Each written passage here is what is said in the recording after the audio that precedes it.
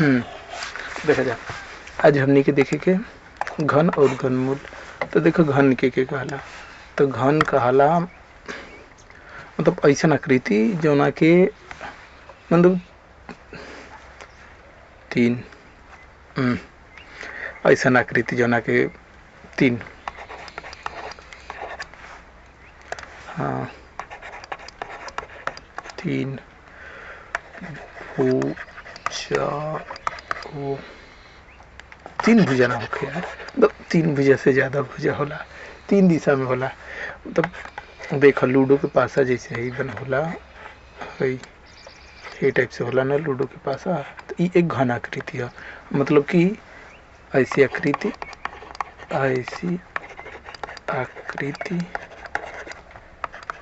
जिसमें लंबाई चौड़ाई और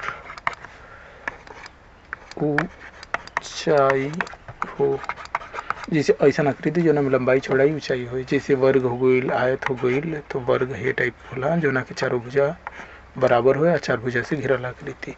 और आयत हो गई जैसे खेत उत के आकार हो गई, आयत के होला। इमें मतलब कि लंबाई और चौड़ाई दू ही बस चीज़ होला, तो दू दिशा में ही रहेला। लेकिन जैसे मतलब लूडो के पास हो गई तो इनमें लंबाई भी हो सकला, चौड़ाई भी हो सकला, साथ साथ ऊंचाई भी होला। ये चीज़ हो गई। तो मतलब ये का कला की हई केवल देखो क्षेत्र घेरेला हई जो दू दिशा में आकृति होला, लेकिन ई जगह घेरेला, जगह मतलब आयतन में होला। जैसे लूडो के पासा हो गई उनमें मटेरियल रहेला ना, और ओकर लंबाई चौड़ाई ऊंचाई सब मतलब बराबर होला।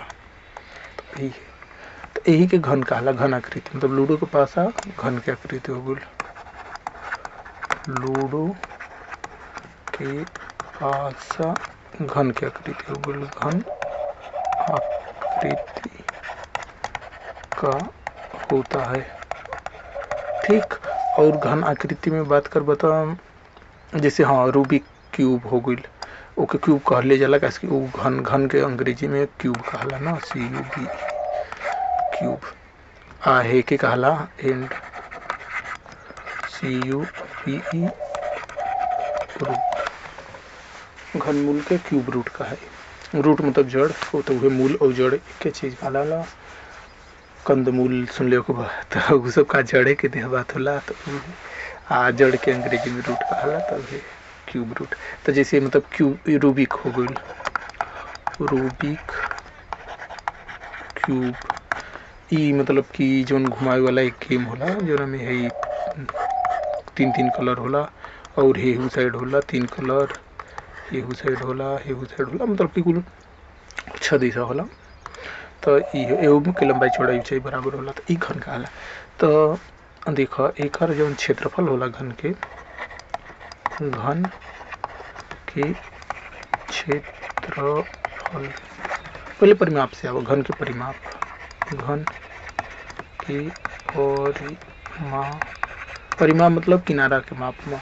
तो घन में का होला देखो, एक भुजा, दो भुजा, तीन भुजा, चार भुजा, पाँच भुजा, 6 भुजा, 7 भुजा, 8 भुजा, 9 भुजा, 10 भुजा, 11, 12, कुल 12 भुजा होला ना। तो 12 ही भुजा होते हुई कस की 4 गो इधर 4 गो इधर ना, 4 4 8 8 और चाहे 4 गो मिलावे वाला 12 हो। तो आहर भुजा आपस में बराबर होला, यानी 12 गुणित भुजा मतलब एक भुजा, कस के 4 भुजा बराबर होला, 12 गुणित भुजा हो गई। क्षेत्रफल देखो, तो एक कुल क तरफ के क्षेत्रफल देखो, हई हे तरफ के क्षेत्रफल हो गई, हे तरफ के हो गई। ऐसे ही लूडो के पास में 6 होला, मतलब 6 गो मतलब एक फलक होला, फलक एक कह सकेला, मतलब बोलल जाला, मतलब किनारा है। तो ऐसे 6 गो होला ना, जैसे एगो इधर, तो एगो एक सामने, फिर एगो ऊपर, एगो नीचे, एगो साइड में, एगो साइड में, कुल 3 दिशा में होला। तो 3 गो के विपरीत दिशा भी होला ना, तो 6 गो हो गई। तो एक हो गई 6 गुणित भुजा गुणित भुजा, कस के दोनों भुजा बराबर होला। तो एक तरफ के जैसे देखा हई वर्ग के आकार के बन गई, तो एक क्षेत्रफल जो भुजा गुणित भुजा, ऐसा ही कुल 6 होला। वही पर 1 2 3 4 लूडो के पासा में 1 2 3 4 लिखल है, तो ओकर क्षेत्रफल भुजा गुणित भुजा, कस के हर एक भुजा बराबर हुई, तो भुजा हुई तो भुजा हो गई। हमने जब 6 को पूरा करते तो वे पूरा घन के पूरा क्षेत्रफल मिल जाए। तो ई हो गई घन के क्षेत्रफल। घन में आयतन, घन के देखो घन के परिमाप मतलब किनारा के माप, है किनारा का माप ना। घन के क्षेत्रफल मतलब है सतह के माप, ऊपर सतह। जैसे घन के पेंट करे के रही तो ऊपर पेंट करबा ना, तो वे जितना क्षेत्रफल रही उतने का काला पेंट लागी, ठीक।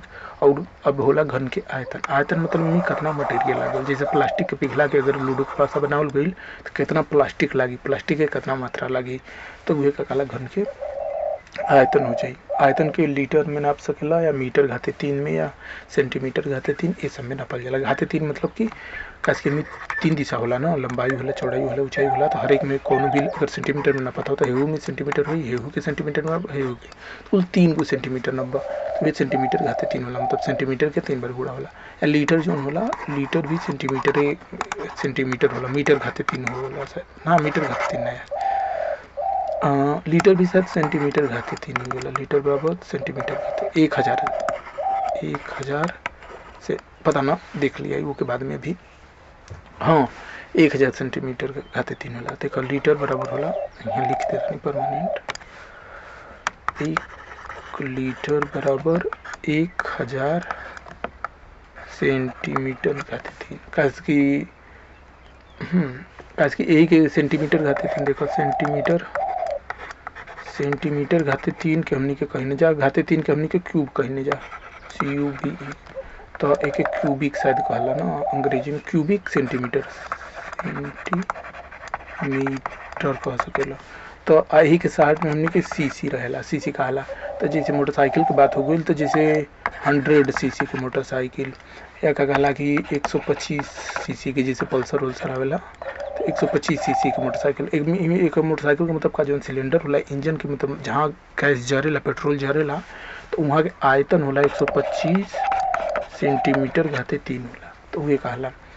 तो ऐसे ही का कहला कि अगर हजार का कहला सीसी के इंजन हो गई, तो ओके 1 लीटर के इंजन भी कहला। 1 लीटर के एल से दर्शावल जाला, या हाँ लीटर के एल से दर्शावल जाला। तो 1 लीटर के इंजन, 2 लीटर के इंजन, जैसे 2000 सीसी के इंजन नहीं तो ओके 2000 जैसे सीसी के इंजन, तो एक मतलब कि 2000 सेंटीमीटर घाते 3 या क्यूबिक सेंटीमीटर, यही के 2 लीटर कहला।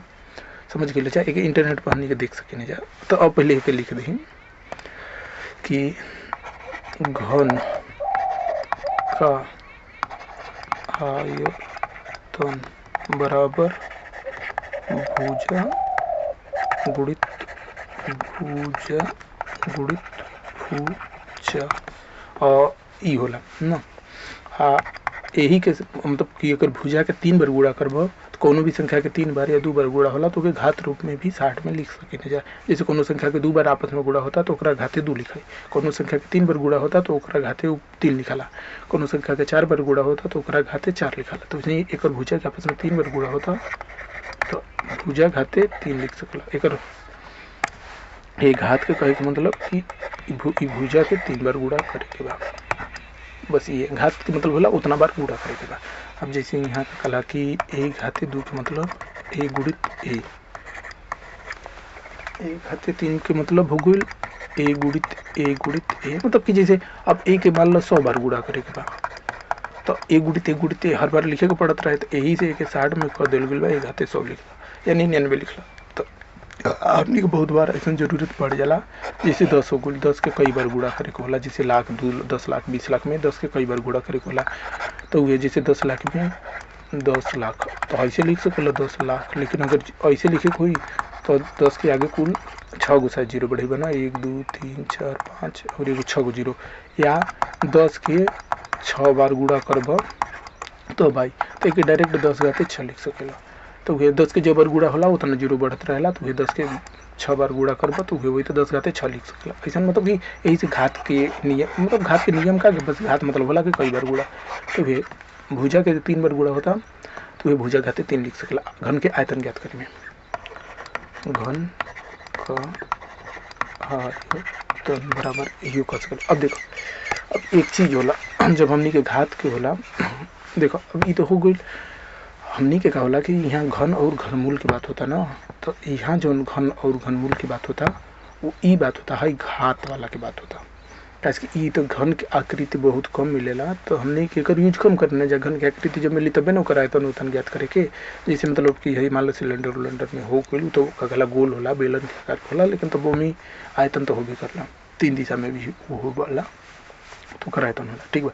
लेकिन हमने के घन के आकृति तो बहुत कम मिलेला, लेकिन हाँ घात 3 तो ऐसा बहुत बार मिलेला कि जैसे 10 के 3 बार गुणा करे के हो गइल, 10 के आपस में 3 बार गुणा करे के हो गइल, या 2 के 3 बार गुणा करे के हो गइल, तो एकर मान 8 आई, एकर मान 1000 आई ना। ऐसे ही का कहला कि 5 के 3 बार गुणा करे के हो गइल, तो एक का कहला कि 5 के 3 बार गुणा करबा तो ई आकृति अगर एकर जैसे एकर 125 आई, तो एकर जब का कहला कि आयतन बनेबो 5 सेंटीमीटर भुजा वाला या 5 इकाई भुजा वाला, मतलब कोनो भी मात्रक में, तो ई हे टाइप से बनी। इधरो 5 बनैबो आ हई हो ऊंचाई भी 5 बनैबो या चौड़ाई जोन भी कह सकेला ऐसे बनी ना, तो ई एक घन के आकृति बनी। आ एकर आयतन 125 आई ना। उसे 2 बा तो 2 गो का कहला कि सेंटीमीटर वाला जब घन बनैबो तो ओकर आयतन 8 आई, तब आयतन 8 आई और ओकर एक भुजा 2 हुई। तो देखा एकर यूज हर समय होत रहेला, मतलब 2 के गुणा मतलब कोनो भी संख्या के 3 बार गुणा अधिकतर बार होत रहेला। तो इस जो अब एक जैसे एके लिख सकेला 2 घाते 3, एके लिख सकेला 10 घाते 3, एके लिख सकेला 5 घाते 3। और देखा हई का हो गइल टोटल ई आयतन कह सकेला, घन के आयतन, आयतन घन के आयतन घन के बराबर ही हुई ना, घन के आयतन या डायरेक्ट एक घन कह सकेला घन। और देखो हई जो 5 हो गइल एक कह सकेला घनमूल,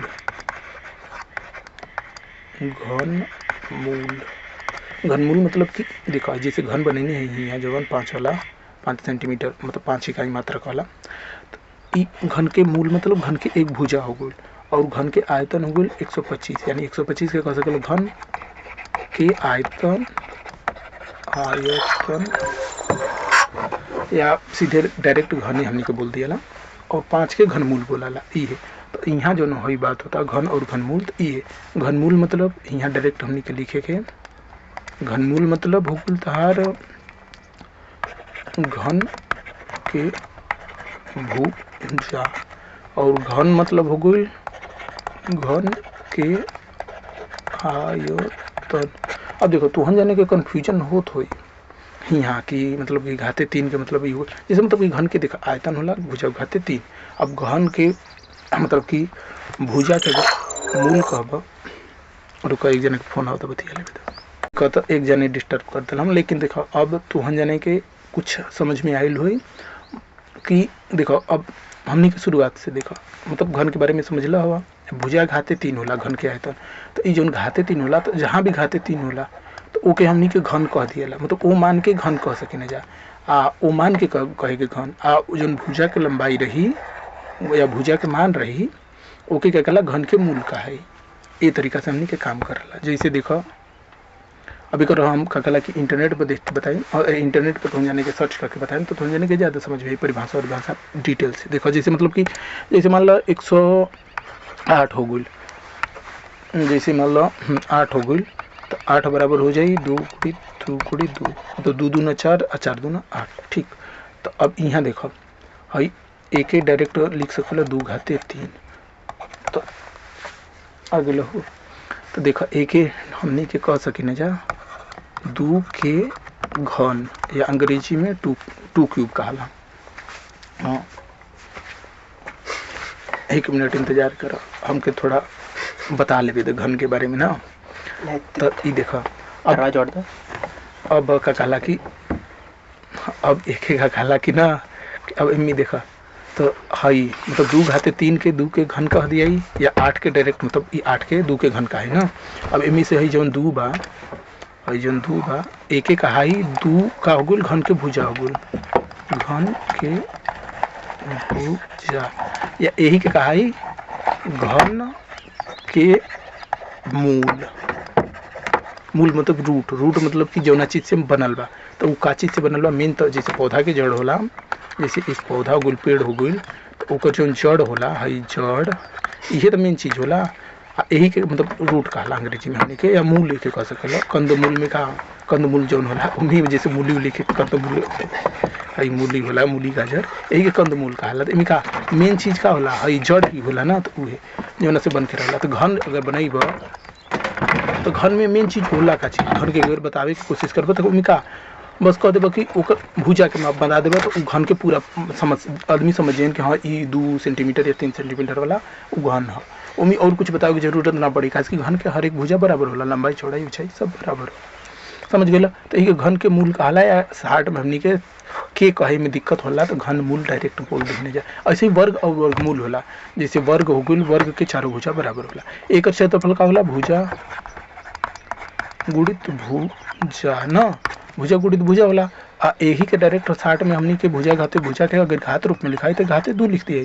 तो अब घात 2 अब कोनो भी संख्या के ऊपर घात 2 हो गई तो ओके एक वर्ग आकार आकृति में समझ सकेला। जैसे मतलब 2 घाते 2 हो गई यानी 2 गुणित 2। एक समझ सकेला कि कहला कि 2 सेंटीमीटर लंबा 2 सेंटीमीटर चौड़ा यानी एक मान 4 सेंटीमीटर आई, एक वर्ग बना द। आ एक कहला कि क्षेत्रफल जो आई वह एक मान रही तो 2 घाते 2 के मान 4 रही। आई है 4 2 सेंटीमीटर वाला वर्ग के मान भी मतलब क्षेत्रफल भी 4 होला। तो ये तो यहाँ यही के कहला डायरेक्ट लिख सकेला 2 यार यहाँ लिखा था नहीं कि बहुत यहाँ पेज खत्म होता का 2 के वर्ग या 2 के स्क्वायर भी कहल जाला। ऐसे काम करला। एक इंटरनेट पे देखे के कोशिश करबा तो हमनी के पास इंटरनेट भी बा। हाँ देखो घन घन या क्यूब, तो अगर हम हिंदी में लिखे की कोशिश करब तो घन लिखम ना, तो देखो क्यूब क्यूब है आकृति के होला। जैसे ए बा तो ओकर ए क्यूब ई हो गई ना। और एक विकिपीडिया पे देखो सर्च करा, विकिपीडिया पर फ्री जानकारी रहेला। देखो ये टाइप के घन होला ना। और फेस देखो कुल एज 12 होला मतलब कि भुजा 12 होला, फेस मतलब कि 6 होला। तो है वर्टिसेज 8 होला मतलब कि कोना कोना है जन हो गई कोना 8 होला। तो देखो ई तो हम कहीं नहीं बनी ना। देखो 12 घन के परिमाप याद करे में मतलब कि ओकर कहला कि भुजा के माप तो कुल 12 भुजा के में 12 के गुणा कैले बनी उहे कहला कि 12 गो भुजा होला। वही के एज कहला मतलब किनारा। और कहला कि 6 गो कहला फेस होला। फेस जना के मतलब कि ई क्षेत्रफल होला मतलब कि जना पर 1 2 3 4 लिखला क्षेत्रफल ज्ञात करे वाला। हाँ 6 होला। तो यहाँ देखो 6 को दिल बा ना। हाँ देखो 6 दिल गुल बा। फेस मतलब यही के कहला जो अलग अलग रंग में रंगल गइल बा। यही के क्षेत्रफल ज्ञात करबो मतलब घन के क्षेत्रफल ज्ञात करबो तो वही में ज्ञात होला। हर एक कोण 90 डिग्री होला। ये तो हो गई। और यहाँ सब है सब देखो दिल गइल बा। और है कहा ये तो कहला स्पीयर है relation to the sphere, sphere के साथ रिलेशन बा वो मतलब गोला के साथ। तो वो सबसे नहीं मतलब मेजरमेंट देखा एक वैल्यू मतलब आयतन आवेला 1 घाते 3 मतलब भुजा घाते 3 अगर भुजा के मान ए रही तो। यहाँ देखो वो क्षेत्रफल आवेला। और यहाँ देखो एरिया ऑफ क्यूब ई कहला 6 गुणित भुजा मतलब ए भुजा की जगह पे यहाँ ए बा। देखो यहाँ लिखल हुई देखो एज लेंथ मतलब वो किनारा के लेंथ। आ किनारा मतलब यहाँ भुजा के बात होता है किनारा मतलब। तो वो है तो ये हो गई मतलब 6 गुणित भुजा ये हो गई। अब देखो है जैसे मतलब भी क्यूब जैसे मतलब एक भुजा वाला ई बात ओकर क्षेत्रफल हो जी 1 घाते 3। कहला कि 2 अगर कहला कि मतलब हाँ कोनो भी कहला घन के आयतन 2 बा तो ओकर कहला कि एक भुजा के लंबाई हो जाए अंडर रूट 2 के वर्गमूल वही मतलब 2 के रूट क्यूब रूट। ये तरीका से काम करला। और सही सिमेट्री तो ये सब अलग बात हो गई। सममिति मतलब कि घुमैला पर मतलब कि जैसे 90 डिग्री घुमा देबा मतलब कि ये एक से मतलब कि क्यूब ही मिली था क्यूब आकृति टाइप के ही मिली। ये सब होता रहेला। हाई देखो बनावे के तरीका जैसे मतलब कि 3 बार ही देखो 1 2 3 3 बार इधर से मोड़बा 2 बार इधर से मोड़बा तो एक क्यूब आकृति बन जी। वो सब तो मतलब कागज के काट के बनावे हुई तो ये सब दिल गइल बा। हाई कहा ई मैट्रिक्स का बनेले मैट्रिक्स होत हुई क्यूब बदे इतना हमनी के डिटेल से नहीं जाए के हो क्यूब रूट के बारे में नहीं खे दिले का हमके डिटेल से देखे के पड़ी है। हमनी के एआई से पूछिएगा। अच्छा हाँ हिंदी में आवा हिंदियों तो कुछ हाँ हिंदी में तो है यार क्यूबा घूमा था उमी ना घूमत रहे कौनो बात ना। देखा फलक कहते हैं 6 बराबर होता है ये सब बा। घन मूल लिखे के था घन मूल ठीक। घनमूल क्यूब रूट पे देखा क्यूब रूट हो गई। हाँ, अगर y घाते 3 बा बराबर x बा तो y का हो गई क्यूब रूट हो गई और x जौन हो गई क्यूब हो गई क्यूब के बराबर। हाँ, क्यूब रूट के यही तरीके से निकाल सकला। देखो यहाँ क्यूब भी बनावल गई बा। अरे यार डिटेल में हाँ है सब।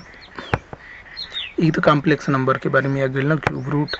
तो कॉम्प्लेक्स नंबर जनते बाबा का कला 2 दिशा में होला। यहाँ का ये सब खतरनाक खतरनाक चीज़ दे दिल गई बा, देखे पड़ी। यहाँ बात बहुत कुछ लेकिन बात सब बकवास चीज़, असली चीज़ ना है। जिन चीज़ हम समझने के एक डायरेक्ट कॉम्प्लेक्स नंबर से ही चालू के बाद हमने कह अभी नॉर्मल चीज़ पढ़ा था नहीं जाना। हम तो कला की क्लास 8 को दे बतावे की कोशिश करत रही है। देख लो अच्छा, गणित में x का घनमूल वह संख्या है जिसका घन x के बराबर हो। मतलब कि घनमूल देखो x का घनमूल वह संख्या है जिसका घन x के बराबर हो। मतलब कि x घन मतलब x एक घन बा, घन मतलब क्यूब। क्यूब तो अभी देखबे नहीं जा अगर अर्थात यदि यह का घनमूल घ हो तब घ घ घ बराबर य मतलब यह अगर घन है तो ओकर एक भुजा का काला कि घ हुई तबे ना भुजा गुणित भुजा बराबर मतलब कि यह आई तो ये जोन घ हुई वो घनमूल का है मतलब कि घन के मूल का है। ये हिसाब से जैसे उदाहरण 8 का घनमूल 2 है मतलब कि 8 के अगर घन के मान अगर घन के आयतन 8 बा तो अगर भुजा के मान कितना हुई 2 हुई तबे ना 2 गुड़ी 2 8 आई। तो वह चीज़ यहाँ बतावल जाता। तो यहाँ मतलब ये चीज़ के डिटेल में नहीं बतावल गई लेकिन हमने कि ये चीज़ जाने के बाद बाकी हो जो डिटेल में जो बा एडवांस लेवल के जाए के तो पहले तो नॉर्मल बेसिक चीज़ हम बतावे की कोशिश करते नहीं ना। अगर AI से पूछेगा तो सही से बताई। तो हमने के पास कगो AI बा देखा है इतना AI बा तो डीप सीक से पूछल जाए इस समय ये फेमस बा। अरे यार ये तो ऐसे तो बाबा मतलब कि पट पे आते नहीं खे हाँ ये चैट GPT है।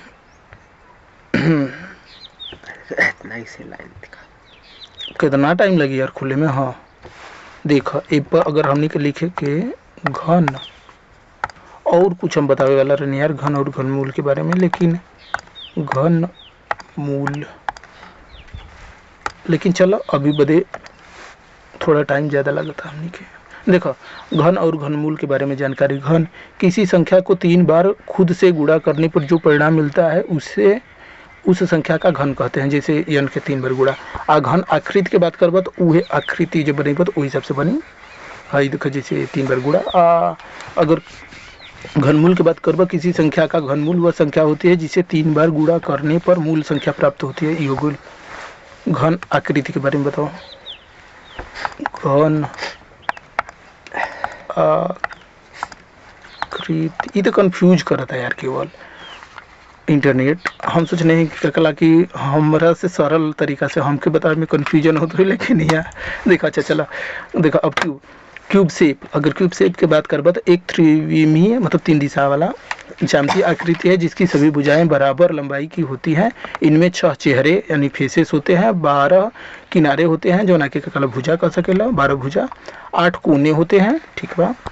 घन के गुणधर्म 6 सम चतुर्भुजीय चेहरे मतलब वर्गाकार चेहरे होते हैं, प्रत्येक चेहरा वर्गाकार होता है। 12 लंबाई के समान लंबाई के किनारा, 8 को कगला कोना होला जहाँ 3 किनारे मिलते हैं मतलब 3 कगल भुजा जहाँ मिलेला और सममित आकृति मतलब सभी कोण 90 डिग्री के होते हैं।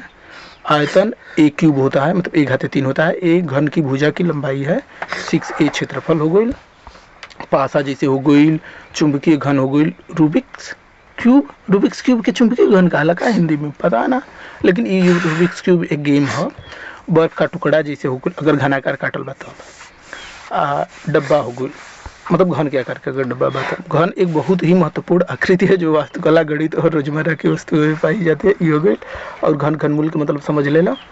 घन के आयतन के यहाँ सूत्र दिले बना है देखो घन के आयतन के जो दिले बा घाते 3। तो देखो यहाँ जो घाते 3 है दिल बा यही के हर एक जगह जहाँ भी घात 3 आ जाला ना तो वहाँ क्यूब के बात हो जाला। जैसे यहाँ घाते 4 घाते 3 बा तो 4 के घन के भुजा मान सकेला और 64 के घन के आयतन मान सकेला। तो ये 64 हो गई का काला घन हो गई एक घन बोल दिया घन के आयतन के डायरेक्ट घन बोल दिया और 4 के घन रूट बोल दिया घन मूल बोल दिया या घन क्यूब रूट। तो 4 के एक टाइप से बोला जाला। इस हिसाब से हमने क्या कला की चीज़ चलेला उसे हम डिटेल में ना बता पानी है। तो यार रुका हमके फिर से हाँ देखो तो ये सब समझ के लगा। और अभी हम डिटेल हाँ एक चीज़ और होला। अब देखो जैसे एक एक के अगर घन, एक भुजा वाला घन के अगर ज्ञात करब, घन एक के घन के आयतन या एक का घन, एक के डायरेक्ट घन के आयतन ना लिख के एक के डायरेक्ट घन बोल सकेला। एक मतलब का हुई एक घाते 3 या एक के 3 बार गुणा करो तो अरे यार तो एक मान कितना आई, 1 आई ना। अब देखो हम 2 के घन की बात करब, घन 2 घन के आयतन या 2 के घन डायरेक्ट लिखो घन, तो मतलब घन के आयतन, तो ये आयतन कितना हो जी 2 गुणित 2 या 2 घाते 3 कह सकल, 2 घाते 3 आयकन मान आई 2 गुणित 2 यानी 8 आई ना, 8 आई। और 3 के घन के अगर बात करब तो ये आ जाएगी 3 गुणित 3 बराबर 3 त्रिका 9 9 त्रिक 27 आ गई। अब 4 के घन बराबर आ गई 4 गुणित 4 बराबर 4 चौका 16 16 चौका 64 ही बोला ना यार। हाँ तो ये हिसाब से अब देखो, अब हमनी की एक चीज़ मिलत हुई, देखो एक भुजा के अगर लंबाई 1 बढ़ावत हवा ना, प्लस 1 कैलो और फिर यहाँ प्लस 1 कैलो ना, प्लस 1 यहाँ कैलो, तो यहाँ देखो तो कितना बढ़ गई, यहाँ देखो 7 बढ़ गई ना, और यहाँ फिर कितना बढ़ गई 19 बढ़ गई ना, और यहाँ कितना बढ़ गई, फिर कितना बढ़ल यार 64 में 27 घटेला कितना आएगा, तू ना के साफ करत रहा, फोर खार सर्दी करके बैठल बो। 7 दूना 14 होला ना, तो 7 आई और यहाँ 5 हो जाए 3, हाँ 37 आई ना, तो देखो 37 हो गई।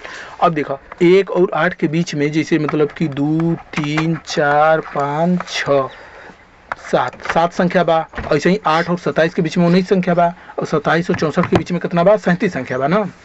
लेकिन अगर ये सब संख्या के अगर ये सब संख्या के मान जैसे 2 के मान के अगर घन रही तो ओकर का कहला कि भुजा ज्ञात करे के कोशिश करबा, यानी भुजा के ही तो घन मूल कहला तो एक बजावल बंद करबा।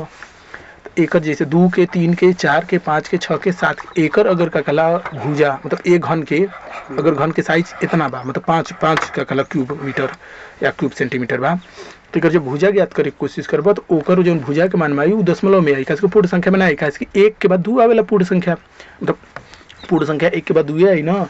तो अब 1 के आयतन 1 बा, मतलब घन के आयतन 1 बा, और का कहला 2 के घन के आयतन 8 बा। अब एकरा बीच में जो संख्या बा वो तो दशमलव में 1 और 2 के बीच के संख्या आई ना, दशमलव में 0.111 या 0.222 एक हमनी के ज्ञातो कर सके ना जा। जैसे अगर हमनी के पास कैलकुलेटर खोल लेवे के, जैसे देखो 2 के अगर का कहला कि हमनी के घनमूल ज्ञात करे तो देखो कहाँ बा यार, घनमूल के कौन साइन है ना, ये तो वर्गमूल के साइन है, घनमूल के साइन है का चीज है, ये तो सिंपल है यार, है का ये तो भाग हो गया। देखो घनमूल के सिंपल हमनी के ही यहाँ से कर सकने जा, पावर वाला हाँ यहाँ पावर बा ना, जैसे देखो 2 के पावर 1/3, हाँ 1/3 कोनो के पावर कर देबा तो ये आई, देखो 0.666। अब यानी मतलब एकर अगर 3 बार गुणा करब तो 2 के करीब आई, 2 के बराबर आई, तो 6 कई बार बा ना 0.6666। अरे यार 6 आइल हा कि 0.66 आइल हा, तो ये 6 कैसे हो गई, रुको 0.666 गुणित 0.666 गुणित 0.666, देखो नहीं यार नहीं आता, कुछ गलती हमने कहीं ये जब है कैलकुलेटर से 2 के पावर कहीं नहीं है जा ना, तो 1/3 करे के रहे, तो 1/3 जो कहीं नहीं है जा, तो ये आपस में भाग अलग ही जा।